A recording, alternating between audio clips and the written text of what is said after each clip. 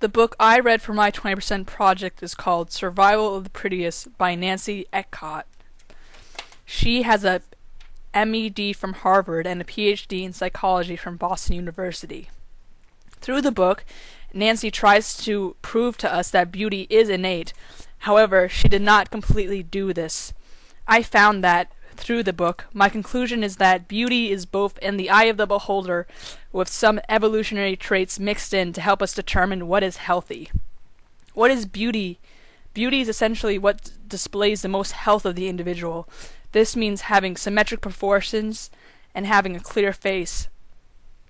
Beauty, says Nancy, has evolved as a trait in order for us to see what is healthy in the individual.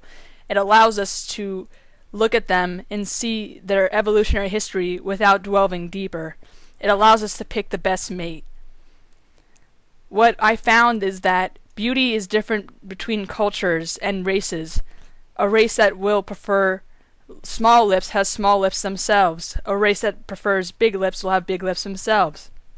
This has to do with the fact that what is beautiful is essentially what is considered average with some deviations to exaggerate the features. For women, this means having a hyper-feminine face. A hyper-feminine face has deep-set eyes, large eyes, small eyebrows, a small nose, larger lips, and a wider forehead. For males, this means having high cheekbones and a wide jaw. However, what is interesting is that while a hyper-feminine face is considered very beautiful, a hyper-masculine face is considered aggressive and is associated with criminals. It's funny how we can define beauty and how we see beauty warped throughout cultures. However, there does seem to be a consensus on what is beautiful, as we see.